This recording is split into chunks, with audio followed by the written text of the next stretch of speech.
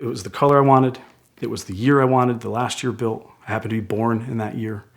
And I mean, it's like my perfect M1.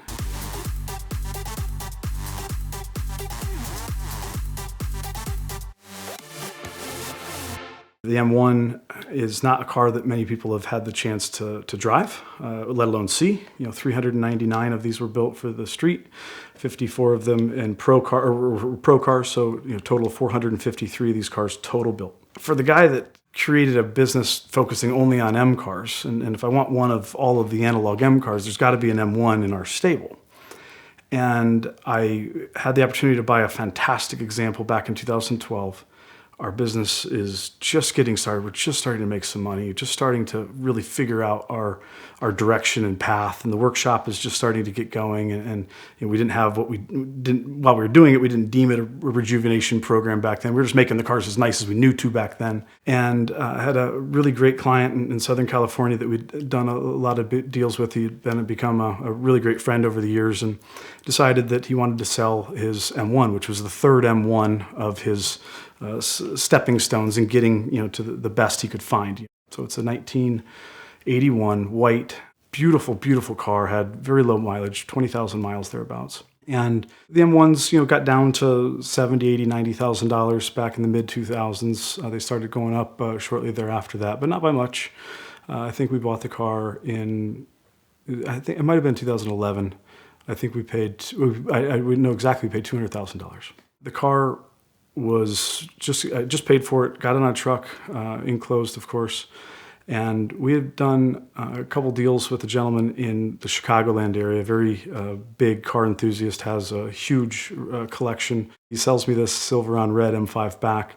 It was a good exchange, and I was feeling pretty good about the relationship. I let him know that I just bought this M1. It's on its way to Cincinnati. And he says, well, I got to have that car. I'm like, well, let me get it here. Let me go through it. Let me vet it. Let me do all my stuff. No, I want the car. You pick a number, put a number on it, and if it's fair, we'll get it done. And I had probably 10 employees at the time and had relatively low overhead compared to what we're looking at now. And, but 10% is always a great, rule to run by in selling any product or ware. And if you can sell it, within a week or so of owning it and make 10%, that's a good car deal. So we end up agreeing at $218,500. I remember it very clearly. So not quite our 10%, but close enough, and it's keeping a good customer happy. First M1 that we ever bought. I'm missing my opportunity to drive it. I'm missing the ownership experience, albeit for a day or two. I mean, I've been looking forward to having an M1 ever since I learned what one was, which didn't even know what it was for quite a few years into the hobby within the BMW brand. That was a really fantastic car by the pictures, because that's as close as I ever got to the car.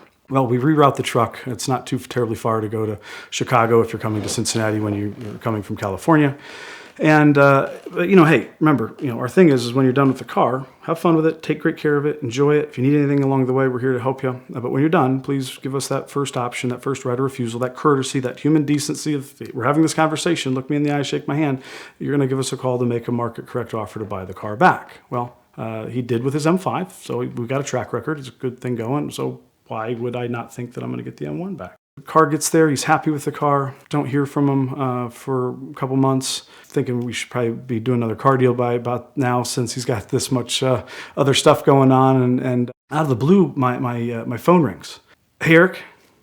Hello. Hey, by the way, I just want to let you know I sold the M1. It's going to France. I made $50,000 on you. Thanks. See ya. Bye.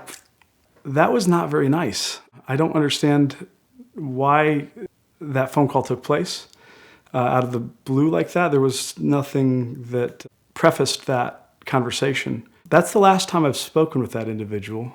I was pretty upset because now I've got this car that I really wanted to have back. I bought it from a very dear personal friend. I told him I'm going to keep the car in a great home. Now, while I probably wouldn't have been able to keep the car back then at that time, fiscally speaking, I still wanted it in my network because eventually at some point I planned on probably owning that car. It was the color I wanted. It was the year I wanted, the last year built. I happened to be born in that year. And I mean, it's like my perfect M1, owned by a friend. And now it's somewhere in Europe and still have not found that car. Probably need to use some of VIN researching tools to find this specific car. And I know a guy. That set me up, though, for a hunt that has then went on now for the following 6 years post. The BMW Car Club has a really tight-knit community. The BMW CCA is the largest car club, I think, of any car club, over 80,000 members strong, which is, I believe, the largest car club in the world. They have a really great foundation from a management standpoint, management level.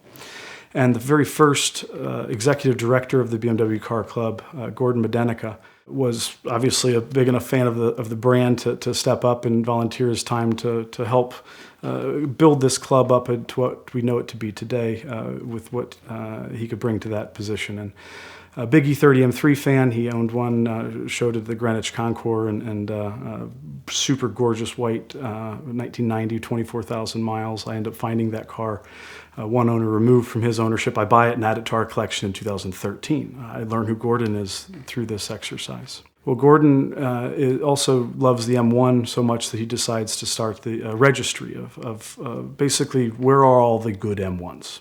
He starts this registry and gets, of the 453 M1s, gets close to half of these things located over a 15-year or so period. And he has a really gorgeous red M1 that he'd owned now for about 10 years. And one of his things was, I love this car, but everybody stops and asks me, is that a Lamborghini? Is that a Ferrari? Is that this? It's red.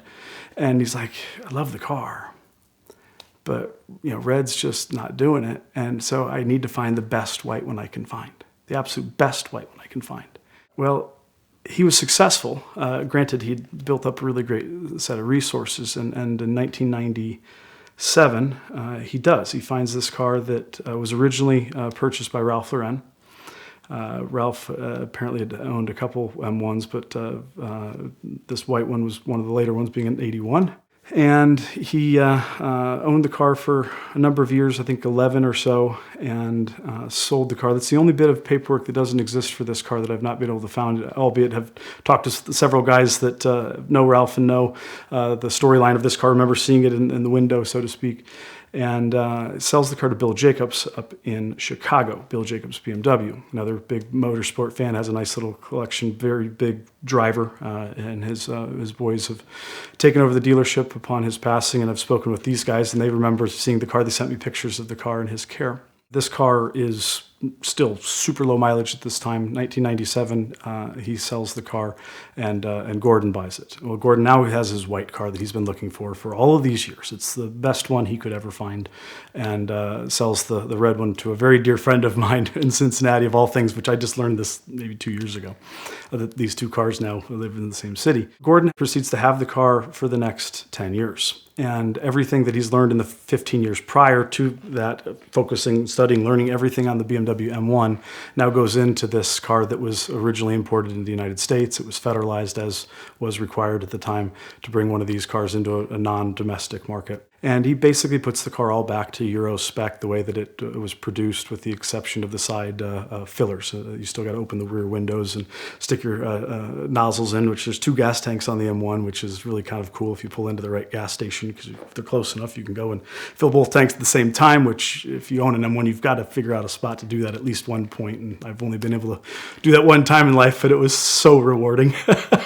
So the car is honest and as well preserved as it can physically be, and his ownership has run its course, and he decides that he's going to get out of the BMW game. He's going to hang up the hat from the position of executive director and all the other the responsibilities that he had, and sell off his BMWs. So this is when he sells the M1 to Bobby Rahal.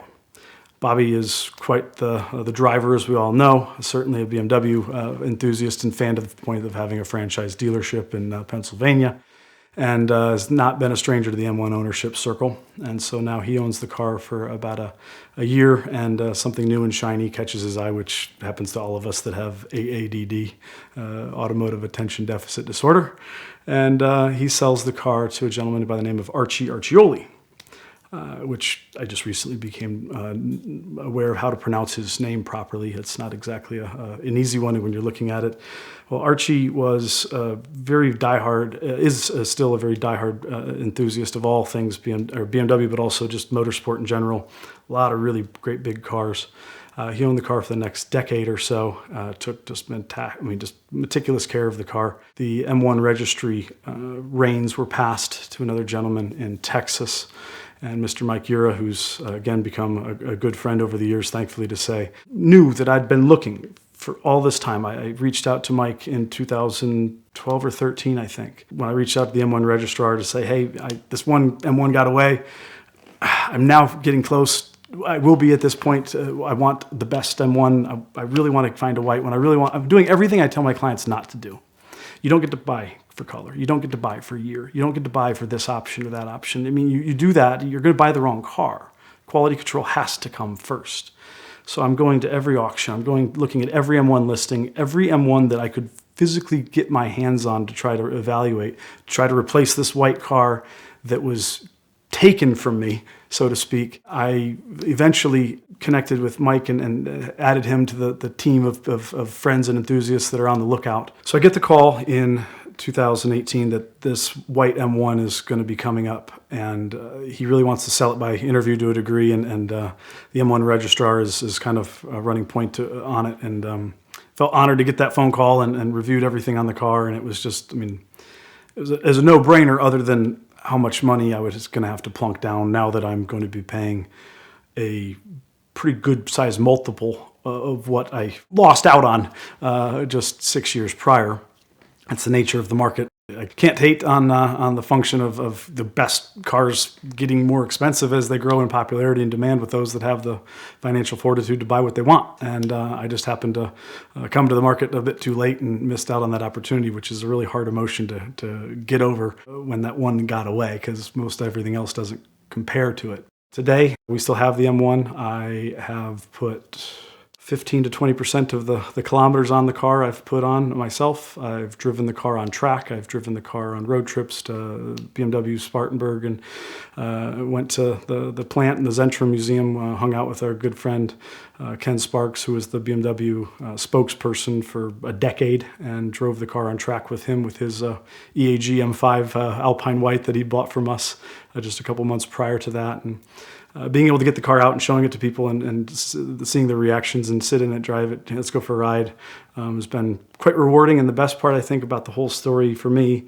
is I had built this just acquaintance, slight relationship with Gordon Medenica, who was the guy that really cataloged all these top M1s, by VIN number, of course, but I'd never met him. Talked to him on the phone maybe a handful of times. And I just pulled in real late during Oktoberfest 2018 in South Carolina. It's in Greenville. And I pull up to the host hotel. I park right up front like I own the place because I'm driving an M1, and that's where they wanted it parked, and nice lights and like perfect photo opportunity. I get in and they're finishing a little seminar. As the seminar's coming out, some friends from the club say, yeah, Gordon's on his way here. Like, Gordon Medenica. Like, are you kidding me? Like, that's his old car. And here, 35 minutes later, here comes Gordon, and I get to finally meet this guy that had been the curator and custodian of this car for a decade. And the following day, or I think maybe the day after that, we end up meeting up, and I'm like, jump in, you're driving, tell me the whole story. And we go for a good ride, and basically reunited him with his old car, and he pretty much got out of the hobby for quite a long time, and just this was, I think, maybe his first re-entrance back into the community again, and seeing all these old friends after a long time. And so being able to meet him, and as I'm driving his car, just total random happen chance was I got goosebumps just even thinking about it, doing it, and everything happens for a reason, and that's my M1 story. This time of year, I know a lot of us are trying to clean out our garages and maybe get rid of some things that we probably don't need. So if there's an extra set of wheels and tires sitting over in the corner, or an exhaust that you forgot to install, or a part you bought two of and forgot about that too, the best place to sell them is on ModFind. And likewise, if you're Trying to find a part, new, used, aftermarket OEM for your car, truck, project, whatever? The best place to shop for those is also on ModFind. ModFind is a free app that you can download in the Android or iOS store, and that will allow you to buy, sell, transact, whatever you want to do, a car, a part, a tool, anything related to the automotive hobby. It also allows you to create a listing and then add a kickback to incentivize your followers to share it with their followers. They make it very easy to share to all the major social platforms, and we'd like to thank them for their support of VINwiki this month. Please go download their app today, buy, sell your parts. A few of mine are already listed there, and it's a great platform, and I cannot wait to see where they go from here.